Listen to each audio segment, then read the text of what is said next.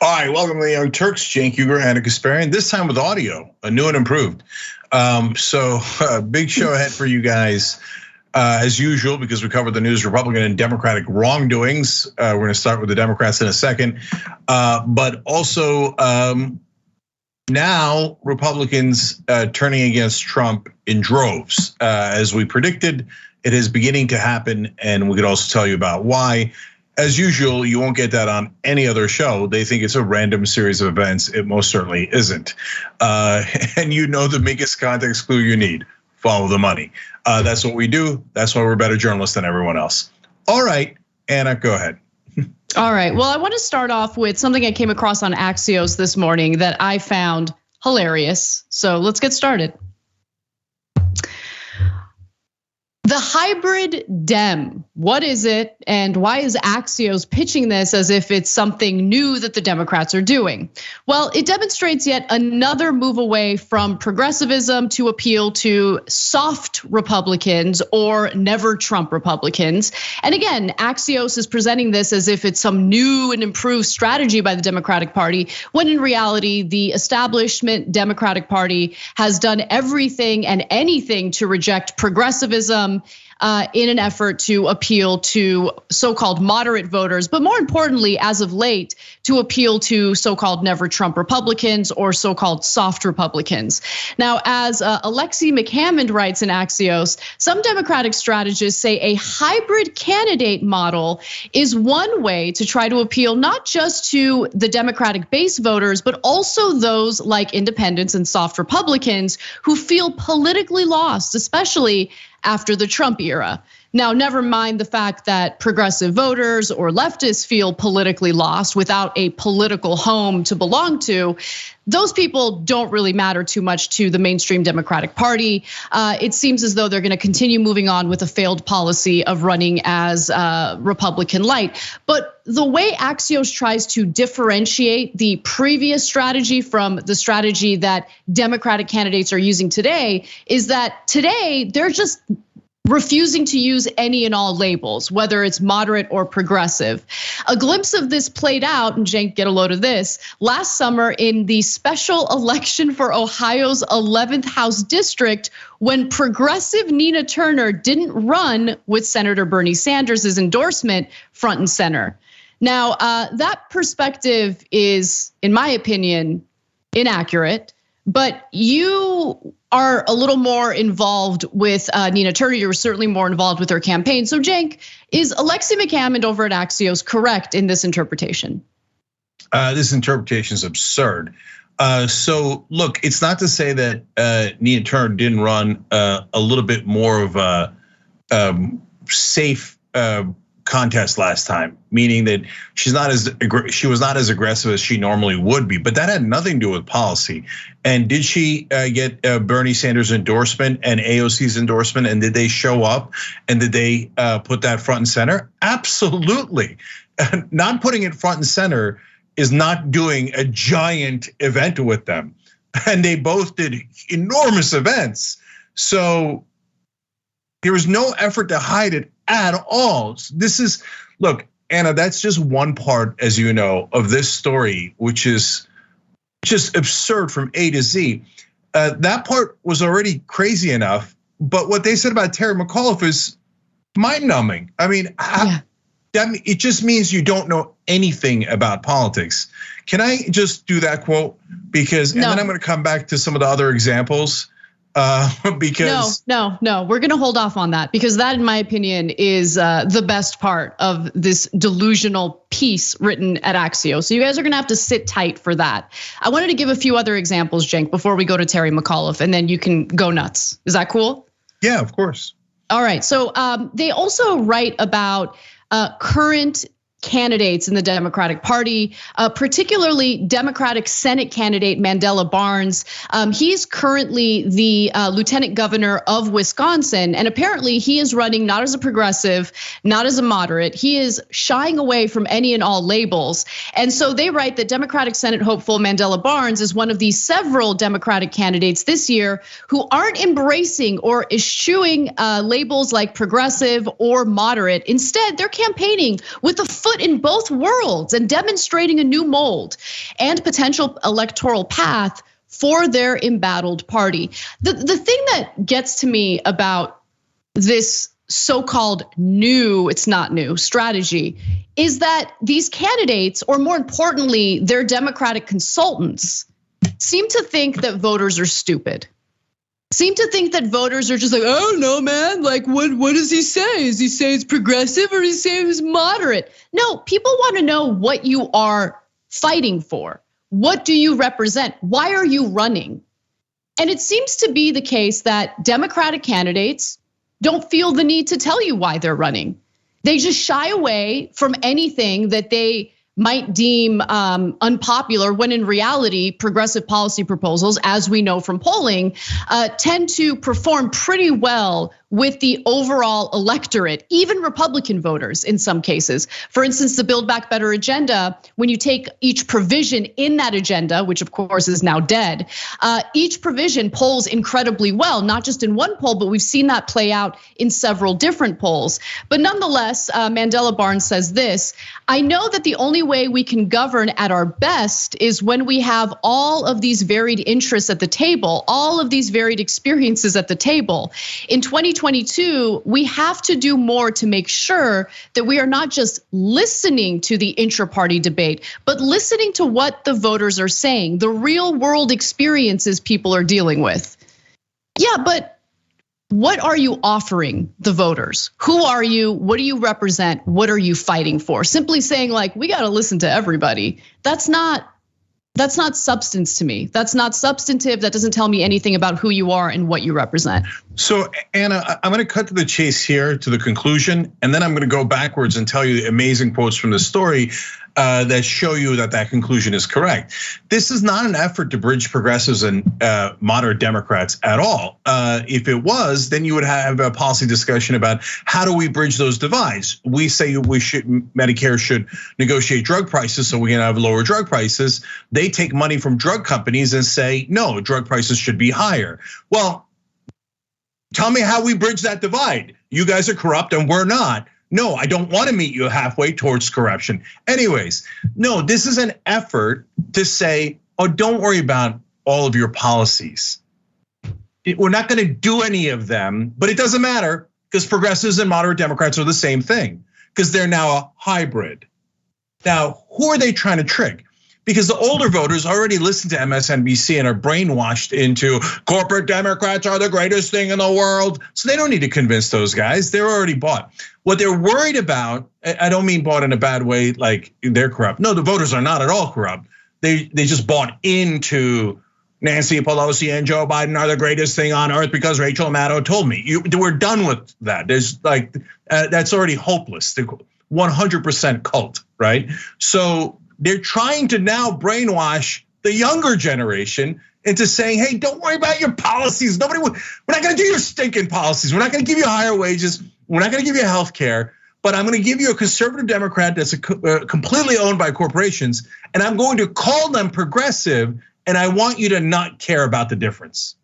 Okay, now here's how they're doing it. Now, for example, look at these absurdities. They say Eric Adams, the guy who just won the mayor's office in New York, they acknowledge because he's so conservative, painting him as a progressive would be absurd, right? So they say he's by no means a progressive hero. Wow. But they say, but he did get the endorsement of the city's biggest public sector union. Sorry, but Axios, right? You have no idea about current day politics.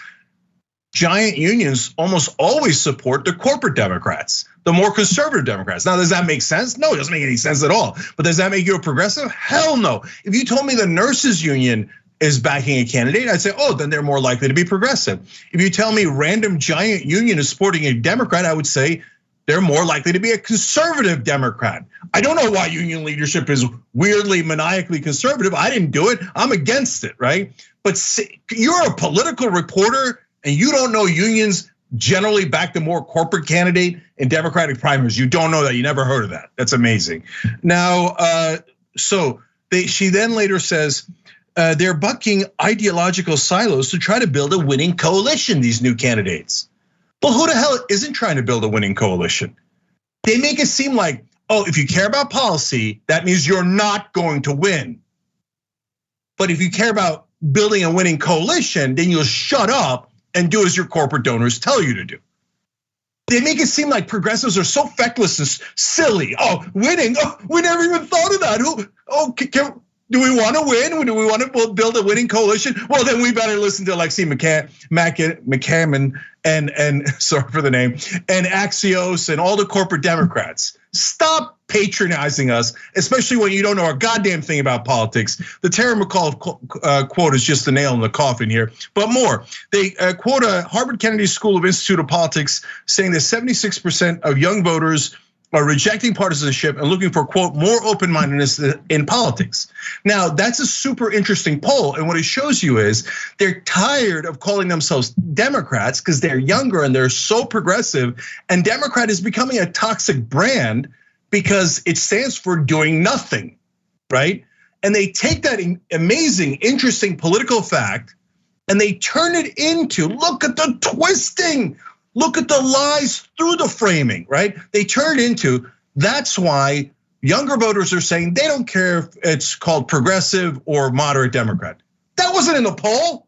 That wasn't in the poll. You made that up so that you could try to trick younger voters. Now, remember when you said you loved moderate Democrats?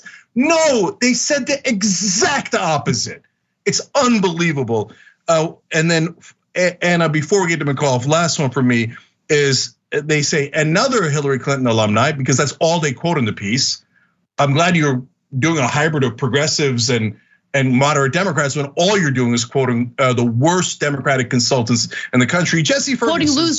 Quoting losers. Let's be clear about that. Losers, quoting losers. So loser Jesse Ferguson said this to Axios: it's more important for people to believe the candidate and see them as authentic than it is for them to have the right label on their jacket.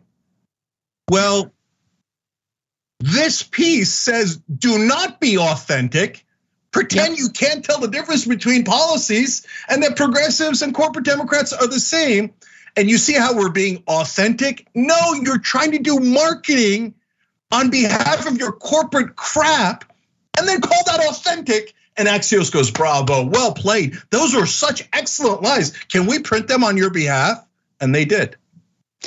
And what's incredible is that they're just kind of like repackaging this and making it, with the help of Axios, making it appear as though they've come up with some groundbreaking, savvy strategy, which is laughable to say the least, because we've had issues for many election cycles involving Democrats who attempt to run as Republican light, and what happens? They get destroyed in midterm elections. They lose control of the House or they lose control of the Senate. It's just not a winning strategy. And to really reinforce the point that I'm trying to make here, Axios just keeps citing or quoting people who have lost in their elections, like Terry McAuliffe. So let me give that to you. In last fall's Virginia gubernatorial race, Democrat Terry McAuliffe, who fought for progressive touchstones like Medicaid expansion and increased ballot access in his state, was careful in appearing too far left in his race against conservative Republican Glenn Youngkin. How did that turn out for him? He lost. They continue to write, while McAuliffe invited and campaigned with Abrams, meaning Stacey Abrams, who also sent out fundraising appeals on his behalf, he avoided other prominent progressives. Representative Alexandria Ocasio-Cortez told The Times. And it's just, it really does, it's incredible, because you're right, Cenk. This is a way to essentially shed any type of responsibility in real policy making, in fighting for actual substantive policies that would really fundamentally and materially improve people's lives. But also, in addition to that, this strategy, it rewards the kind of behavior that you see from conservative Democratic senators like Joe Manchin, right? It shows you that the party really values and upholds like the magic of incredibly divisive Democratic lawmakers like Joe Manchin, who has stood in the way of any real fundamental change, including the passage of the Build Back Better agenda. And real quick, I just wanted to give you guys an update on that. So everyone's in a tizzy because Manchin's doing what Manchin is supposed to do. This is Manchin's role. He has essentially said that he is not in favor of voting in favor of any Build Back Better agenda, including the pared back version of that legislation that he had proposed. According to Common Dream, Senator Joe Manchin came under fire Saturday after the Washington Post reported that the West Virginia Democrat, quote, does not currently support passing even his own recent $1.8 trillion counteroffer to President Biden's Build Back Better agenda. So what is the point of appealing to politicians like Joe Manchin within the Democratic Party when all they do is serve as a massive obstacle to what the Democratic Party's alleged agenda is? And I say alleged because we've seen just how weak Joe Biden and other Democrats have been in terms of fighting for the Build Back Better agenda, in terms of actually passing legislation that would actually increase social spending to improve people's lives. Okay, if you're watching or listening to corporate media, you know what people normally call mainstream media, you're being lied to by serious professionals. They're professionally lying to you. So we told you that Joe Manchin is controlled by the millions of dollars that he gets in donations, and hence he would not do Build Back Better. He would either just water it down until only the corporate provisions were left in, or he would do nothing at all. They told you he was having an honest, principled debate, and that later he was gonna do it, and that decoupling it from infrastructure had nothing to do with it. His donors had nothing to do with it. His coal company had nothing to do with it. He's just such an honest politician, and he cared so much about the voters of West Virginia. We showed you the polling that the voters of West Virginia disagreed with him on all of the provisions by wide margins. Now, who was right and who was wrong?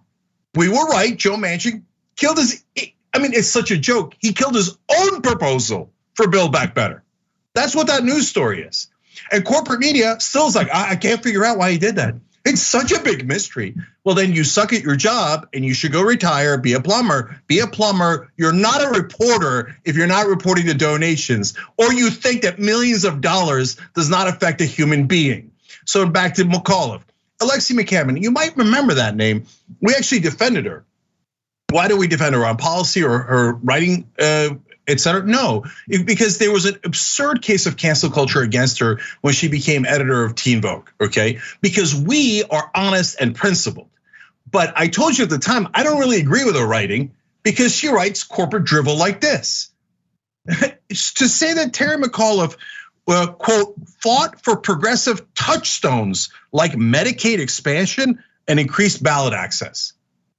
No, come on. You're either lying or you don't know one thing about politics. You think those are progressive touchstones? Medicaid expansion? No, that's the bare minimum. You don't know the progressives' policy is Medicare for all, universal health care, not tweaking expansion of Medicaid. You don't know that? Holy cow, you don't know that. It's increased ballot access. Every Democrat agrees to that. That's not a progressive thing or a moderate thing. And that is nowhere near progressive touchstones. That is the bare minimum for any Democrat. You don't know that? Come on. Now, either she knows it and she's getting a good laugh and her editors at Axios are getting a good laugh. Have we tricked younger voters into being hybrids yet so that corporate consultants can win? But my guess is that's not what's happening. It's less conspiratorial than that. They genuinely don't know a thing about politics. They just get paid to write this marketing. They're low-level marketing executives, and they just write this on behalf of corporate rule. And they don't even know that they're a machine, they're a cog in that machine. It's really sad.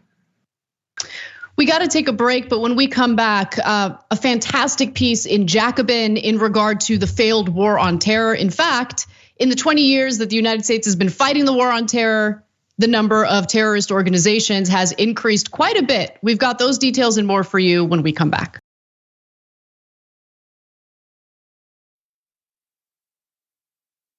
All right, back on TYT, Cenk and Anna. Carrie Woods Harris checks me on Super Chat. Says, Cenk, it takes skill to be a plumber. It takes no skill to repeat drivel. Carrie, you're 100% right. And so I don't want anybody to mistake when I'm saying go be a plumber. I don't mean like go do a lower job. Hell no. That is a much more noble profession than marketing clowns who think they're reporters. plumbers actually help people instead of hurt the country. I'm saying it as any random job that is not a reporter. Hell yeah. Plumbers are heroes, especially considering the Western diet. So thank you to the plumbers out there. Seriously. All right, let's move on to the war on terror. So the war on terror began more than 20 years ago with the Bush administration. And the whole point was to root out terrorism globally. And as you might already suspect, that war on terror has been a complete and utter disaster. But did you know that it actually significantly increased the number of global terror organizations? And who knows, maybe that is part of the design. Now, there was a great piece written in Jacobin by Nick Turse, and I want to give you a few excerpts of it because he did a really great job in detailing just how much of a failure this war on terror really ended up being. He writes that the State Department had counted nearly 32 foreign terrorist organizations scattered around the world when the 2001 AUMF was passed. And real quick pause on that, the AUMF, of course, gave the executive branch unilateral power to essentially wage war across the globe. 20 years of war, around $6 trillion and nearly 1 million corpses later, the number of terrorist groups, according to that congressionally mandated report, stands at 69. So we went from 32 foreign terrorist organizations, Cenk, to 69 today, and that's according to a new report. Now, a little more information on the AUMF. In the 2 decades since, that 2001 authorization for use of military force has been formally invoked to justify counterterrorism operations, including ground combat, airstrikes, detention, and the support of partner militaries in 22 countries. So this wasn't just about Iraq and Afghanistan. This was essentially a way to provide additional power, unilateral power to the executive branch. And when you have that unchecked power, what ends up happening? This ends up happening. The United States wages war or engages in wars in literally dozens of countries around the world without the majority of the population even knowing about it. Many of these countries, by the way, are in Africa, including Mali, Niger, and also Kenya. So Niger, I mean. So few war on terror watchers would, for example, be shocked to see Libya on the list of countries where the authorization was used to justify airstrikes or ground operations. They might, however, be surprised by the date cited, as it was only invoked to cover military operations in 2013, and then from 2015 to 2019. So just when you thought that the United States was done completely destroying Libya, we weren't done yet. We were actually still involved in Libya between 2015 and 2019. And guess what? Biden continues these failed policies. While we did give him some credit for pulling troops out of Afghanistan, he recently wrote a letter to Congress letting them know to rest easy because the failed US foreign policies of previous administrations continues. Last month, in fact, Biden informed Congress that troops continue detention operations at Guantanamo Bay, Cuba, and support counterterrorism operations by the armed forces of the Philippines. He also assured Congress that the American people, Congress and the American people, that the United States, quote, remains postured to address threats in Afghanistan. Continues its ground missions and airstrikes in Iraq and Syria, and has forces deployed to Yemen to conduct operations against Al-Qaeda. And there's much more to that, which I can get to a little later, but I wanted to get your thoughts first, Cenk. Okay, there's 2 other devastating stats here. So the first authorization included $40 billion in funding, and they basically implied that'll do it. You know what it's cost now? All of these different operations, $5.8 trillion. So we wasted $6 trillion and created twice as many, way more than twice as many terrorist groups.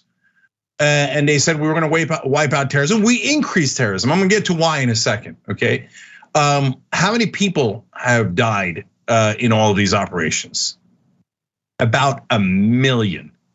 We've spent $6 trillion killing 1 million people, which led to far more terrorism rather than less terrorism. So any rational policy person would look at this and go, well, obviously this didn't work. And it's not like we barely tried it. We tried it for 20 years. There's no question that it is a spectacular failure. It's one of the biggest failures in American policy history. Yet everyone in Washington, both Republicans and Democrats, say no. They look at the same exact numbers and go, nailed it, let's keep it going. No, that makes no rational sense. Hence, there's got to be a different explanation. Like when you go to the right wing, they'll say, oh, it's the Soroses and the lasers and whatever the hell, insane theory they have. We on the left have a different theory. It's called money. Wow, we're such great journalists. I'm saying that sarcastically about us because it doesn't take a rocket scientist to figure out, hey, that 5.8 trillion went somewhere. And it went to defense contractors that got about a third of it at the top 5 alone. We did in a story last week, got 2.1 trillion. So that's about a third of the money, over $2 trillion, went to guys who have hundreds and hundreds of lobbyists and give millions of dollars to American politicians. But I'm sure that's a startling coincidence. Otherwise, all the other reporters in the country would have covered it, right? And look, the failures, and this is me speculating, but I think this is an educated guess. The failures of the war on terror, it's not a flaw in policy. I really think that this is a feature of the policy. I don't think that the United States government, I don't think the Pentagon, the Defense Department looks at these failures as, oh, wow, I think we need to maybe recalibrate our approach here. They see this as fantastic. It's working the way it's supposed to work, which means year after year, Congress can continue approving more and more, appropriating more and more of our resources toward defense spending. And while we continue failing, we'll get rewarded for that with additional funding, right? Look, there's an entire industry that profits off of war, as we've talked about so many times before. So this is not the bug, this is the feature.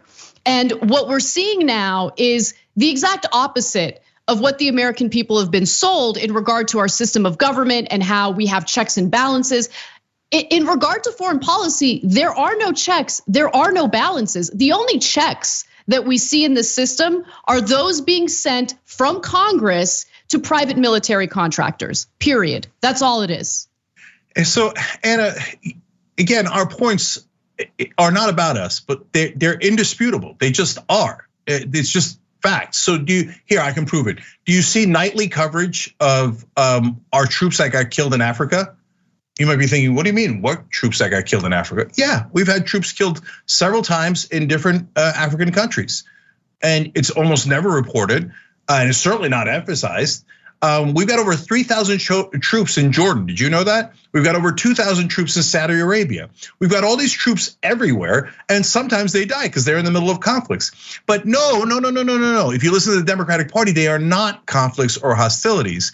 When we launched 243 Hellfire missiles in Libya, the Obama administration said that did not qualify as, quote, hostilities. If you're on the business end of a Hellfire missile, I guarantee you would classify it as a hostility. So we launched, they're called Hellfire missiles. We launched hundreds of them, and politicians say, no, that's not a hostility. And the reporters go, yes, sir, absolutely, sir. That is not hostile. No, when it landed, it spread out rainbows and flowers everywhere. Yeah. Well, let's switch gears a little bit and move on to what I see as kind of irresponsible reporting in regard to the latest COVID surge. Look, we're not interested in needlessly making people panic about things. So I just want to have like a moment of clarity about what we're seeing with COVID numbers, what hospitals are experiencing, and why you shouldn't be too concerned if you're fully vaccinated and boosted. So let's talk about it. There have recently been some pretty terrifying headlines in regard to the latest COVID surge. And to be sure, hospitals do appear to be more and more overwhelmed with coronavirus cases. But it is important to have a moment of clarity in regard to the new variant, Omicron, and what we're noticing in regard to the symptoms and what is likely to happen if you are fully vaccinated and boosted and happen to catch COVID, specifically the Omicron variant. I also want to be clear that the Omicron variant is very different from the Delta variant, which is also still spreading. So this is why it's so important for people to not only be fully vaccinated, but to get the booster, because the booster protects you from both Delta and Omicron. With that said, let's take a quick look at this graph. It's from the CDC's COVID tracker, and it shows you the number of COVID cases over the last 30 days, which is high, okay? So nearly 60 million new COVID cases over the last 30 days, and deaths over the last 30 days are also increasing. However, if you can notice the differences, the arrow doesn't shoot up quite as much when it comes to the number of COVID deaths over the last 30 days. However, there has been an increase. So it's important to understand why there's been an increase, what you can do to keep yourself safe, and more importantly, how to kind of approach this in a way that doesn't needlessly lead to panic and paranoia and stuff. So the good news is that most Americans have in fact received at least 2 shots of the COVID vaccine, which, to be quite honest with you guys, I was a little surprised by. So let's take a look at this next chart. Again, this is from the CDC, and it shows the number of fully vaccinated individuals. It breaks it down by age. So for instance, those who are older than the age of 5, children older than the age of 5, 66.5% of them are fully vaccinated. Yes, okay, so full number of people overall, doesn't even depend on age. You have 62.5% of the total population vaccinated. That's good. The number should be higher, but that's good. These are people who, for the most part, are in better shape than those who aren't vaccinated at all. But the numbers are much lower when it comes to the booster. So let's take a look at that. If you look at the chart showing the number of people who have gotten both the vaccine, both shots, and the booster, it's only 36.3%. And that's where you run into problems with the Omicron variant. If you have the booster, you're very unlikely to be hospitalized and you're very unlikely to die from COVID. And of course, I'm talking about people who are mostly healthy, not those who have issues like being immunocompromised. Now, there is more good news in regard to the Omicron variant, okay? So according to the New York Times, an analysis of patients in Houston found that Omicron patients were only about 1/3 as likely to need hospitalization as Delta patients. In Britain, people with this variant were about half as likely to require hospital care, the government reported. The pattern also looks similar in Canada. A crucial reason appears to be that Omicron does not attack the lungs as earlier versions of COVID did. Omicron instead tends to be focused in the nose and throat, causing fewer patients to have breathing problems or need a ventilator. This is good news. But again, I just want to reiterate, this is clearly different from the Delta variant, which in fact does attack the lungs and is much more dangerous. So what are health experts saying? Well, I want to go to this video. It's a Fox News video, but again, it addresses the best way to keep yourself safe as we see the new COVID numbers surge. Let's watch. Right now, I think the most important thing to do is to protect Americans. We do that by getting them vaccinated and getting them boosted. Yeah, and I know that's the message, but the Omicron variant is infecting the vaccinated. And the vaccinated are transmitting the virus, correct? That is true. It's infecting them at a lower rate. And importantly, those people who are vaccinated and infected with Omicron are not the ones who are ending up very sick in the hospital. Those are the people who are unvaccinated.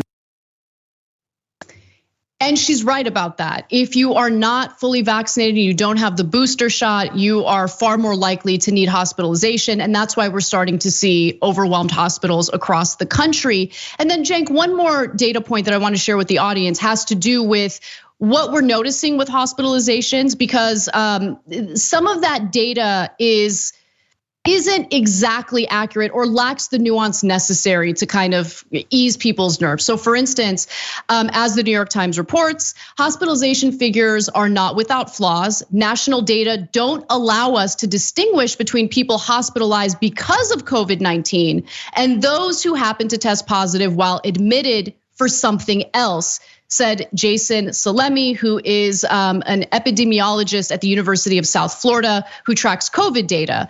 These incidental patients may be more prevalent right now because Omicron is so transmissible. Some hospitals are reporting that these patients may make up as much as half, 50% of their hospitalizations. So you might go to the hospital for some other reason, some other ailment.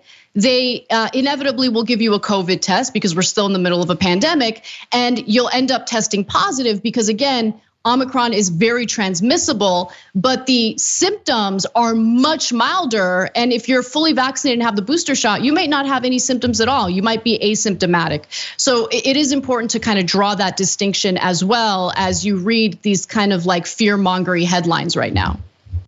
Okay, so the way I see it, Anna, there's basically 4 quadrants here. So one distinction is, are you vaccinated or unvaccinated? And then the other distinction is, do you care about getting a cold and being really sick, or you only care about whether it's going to be fatal to you, okay? So everybody has a different, sense of it, and that's okay. That's your personal proclivity. In fact, a member just wrote in, Grey Ghost said, vaccinated and boosted here, contracted Omicron, and it's no walk in the park. I totally believe that, right? And I had a friend who got Omicron, and no walk in the park, for sure. Me, I'm in the quadrant where I'm vaccinated and don't care at all about getting sick. I don't care how little of a walk in the park it is. I probably don't even care 1%. All I care about is not dying. And so for me, overall, this stuff is getting to a point where I'm nearly done with COVID entirely. So when you look between the vaccinated and the unvaccinated, now the numbers are so stark, it's absurd. It's the unvaccinated are 15 times more likely to get hospitalized than die. Okay, if you're a right winger and you don't believe it, that's okay. That's okay, because now when you infect us, it's like a cold, and I can live with it. So as long as I'm positive my parents aren't going to die from it, which is, I think, close to imminent, because the pill's gonna come out, and I'm just waiting for more studies for the Omicron surge to go past us a little bit, and studies to confirm that it is basically like a common cold, and maybe even a more severe version of the common cold. But it's not gonna kill my parents. If it's not gonna kill my parents, I'm 1,000,000,000% done with it, and I'm ready to burn the mass. The right wing says, oh no, you guys love the mass. Nonsense, horse crap, I hate the mass, okay? Oh, you guys wanna control people's lives. Dude, I don't care about your life at all, okay? I'm trying to care, I'm a person with empathy, I've got a do-gooder live heart, right? But if you keep telling me, oh, I don't care about my life, I don't care, man, I'm gonna endanger my life. All right, dude, I told you 1,000 times not to jump off the cliff. I'm not gonna tell you the 1,001st time. And if it turns out it's only killing the unvaccinated, then that becomes your problem. And guess what? That's great, then we don't have to argue about it anymore. You'll get to enjoy your freedom inside a hospital, and I'll get to enjoy my freedom outside a hospital. Good luck to you. Well, we got to take a break. When we come back, we'll talk about a Planned Parenthood clinic in Knoxville, Tennessee, which has been targeted by domestic terrorists again. And we'll give you the details on what they did to it. And later in the show, we'll also catch up with some of the Capitol rioters and kind of debunk some of the nonsense that we've been hearing among right wingers about how these people have been placed in solitary confinement and have been treated so poorly. What's the reality? We've got that story and more when we return.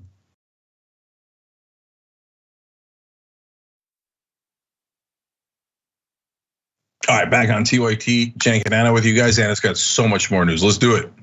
All right, well, a story you probably didn't hear too much about. A Knoxville, Tennessee Planned Parenthood was set on fire, and now it has been confirmed by the fire department that this is a case of arson, meaning that it was intentionally set on fire. This happened on New Year's Eve, the morning of New Year's Eve to be specific. Knoxville Fire Department investigators, along with assistance from the Bureau of Alcohol, Tobacco, Firearms, and Explosives, have conducted a thorough scene investigation of the December 31st Planned Parenthood fire and determined the fire to have been purposely set by an individual or individuals who at this time remain unidentified, the fire department said in a statement. Now, they are offering a $10,000 reward for anyone who has any information that could lead to the suspects. And the president of Planned Parenthood of Tennessee and North Mississippi said in a statement that they're going to continue doing what they can, and they're going to continue fighting to provide these services to women, despite the fact that they've been targeted by these domestic terrorists. She says our priority is to establish a safe operating site and reconvene services for our patients as soon as we possibly can. We are committed to our patients in East Tennessee and will not let this attack take away the essential healthcare services on which they rely.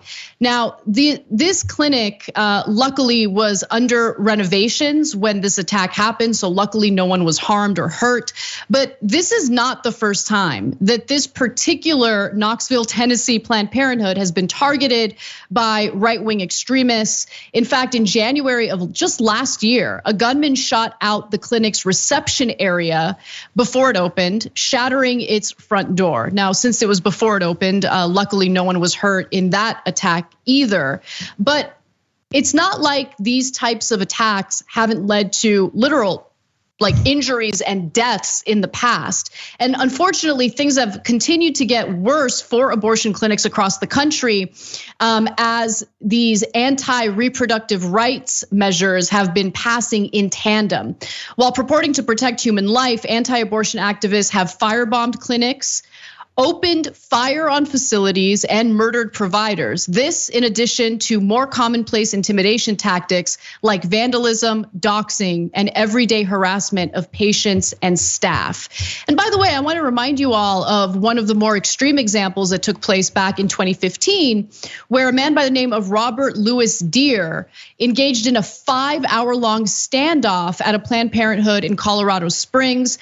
That 5-hour-long standoff led to the death of 2 civilians and 1 police officer. To give you an update on that case, apparently a judge ruled that this man is unfit to stand trial and must receive mental health treatment prior to standing trial. But as we know, for now, he's just receiving that treatment and really hasn't been prosecuted as a result of what he did. He murdered 3 different people during the standoff. And this story, unfortunately, continues to get worse. We've been covering the just deterioration of reproductive rights, Cenk, and it doesn't just stop there. There's extremism behind this. There are real physical, violent attacks behind this. And Americans are paying a price for it. Women are paying a price in the form of their reproductive rights and their reproductive freedom. And this all comes from individuals who claim to be pro-life. Yeah, so what's more disturbing is that right-wing terrorism in America is considered normal. So it's not a big news story when there's a right-wing terrorist attack. This same clinic was attacked a year ago and they shot out the front door. Did that make national news? None of this ever makes big news, right? Oh, abortion clinic was bombed. It was set on fire. It was shot at. So what? That's right-wing terrorism. That's perfectly normal. By the way, this is a trend that has been happening in America for as long as America has existed. When the Klan did right-wing terrorism, it was also considered normal. Like, oh, well, I mean, that's a cross burning in somebody's house. Of course, look, the lynchings were so normal, they had picnics around the body. So now if you did left-wing version of that, which you absolutely positively shouldn't, It would be a massive story. If you do a Muslim version of that, obviously everybody would talk nonstop about the terrorism, we're gonna stop all Muslims from entering the country. If Muslims were going around saying, hey, Allah told us this is that life is a stake and life is sacred, so that's why we went and attacked these doctors, everybody would go nuts, and it would be a national scandal of epic proportions. When right-wingers do it, they're like, oh, well, hey, they're pro-life, they get to murder. Or it's not that they get to do it, but it's not that big a deal. So over the last 4 decades, what's happened? The number of attacks against abortion clinics and doctors and people that are patients, et cetera, have increased dramatically. And in the last couple of years, when the Republicans have pushed out more bills on this topic, the violence has risen because the right wing believes in violence. Now, for the right wingers who say, well, wait a minute, Jake, this is about life, that's why I had to kill people. Okay, hold on, let me understand this right, because this is an important standard. Healthcare, privatized healthcare leads to 45,000 people a year dying because they don't have health insurance. That's a lot of dead bodies. That's a stadium full of dead bodies. So does that mean left-wingers can just go and shoot health insurance executives? The answer to that is hell no. Don't do that, and that's insane. But right-wingers talk about it like, oh, that's normal in our context. Hey, you know what? I thought a life was involved, so I just went and shot it or burned down their house or burnt down their office. No, you don't get to make that decision unilaterally. That's called terrorism when you say I get to kill other people because of my beliefs. And just saying it's because you're doing it because you're pro-life doesn't make it any better. It just makes it more ironic and hypocritical. And remember, the pro-life argument comes from individuals who can't even be bothered to do something as simple as wear a mask during a global pandemic to keep people safe. And so it's impossible to take their alleged concerns seriously because they're not real concerns. I think the vast majority of anti-abortion activists in this country really just want to punish and control women. There's really nothing else to it than that. And their actions bear that out. The fact that they're willing to target, injure, and possibly even murder individuals at abortion clinics tells you everything you need to know about just how disingenuous they are when they make these so-called pro-life arguments. It's not about pro-life, it's about control and punishment. And one last thing, Anna, propaganda is a hell of a drug. So they cherry pick every religious text, every religious leader does it. If they're good guys, they cherry pick the good parts. If they're bad guys, they cherry pick the bad parts. And since every religious document is filled with contradictions, they can pick anything they like. So the reason I bring that up here is, now you know, because if you watch the Young Turks, that of course the Bible is pro-abortion, but let's skip that part. Let's take another part that the Bible is actually against, shellfish. So now, why do I bring that up in this context? It's because if right-wing leaders told you that God hates shellfish, there would be shootings at Red Lobsters. And they would try to burn down and bomb Red Lobsters. They would. You think, no way, they're not gonna do that. Guys, all it is made up propaganda. They just happen to pick a thing that's not even in the Bible, and they decided that. Then you have to think why? Why did they pick that clause that doesn't even exist as opposed to the one that does? And that's what leads back to Anna's point. The reason they pretended that that was their religious preference is because they want to control women, and it drives them nuts that they don't get to treat them like chattel anymore. They used to be able to say, stay at home, do as you're told, produce babies, and cook while you're at it. Now you can't control women, and it's driving them crazy. Religion is just a BS excuse they use to commit that violence in their frustration. All right, that does it for our first hour. When we come back, we'll catch up with the Capitol rioters and see whether or not they've been treated unfairly by our justice system. Come right back. Thanks for listening to the full episode of The Young Turks. Support our work, listen ad-free, access members-only bonus content, and more by subscribing to Apple Podcasts at apple.co/TYT. I'm your host, Cenk Uygur, and I'll see you soon.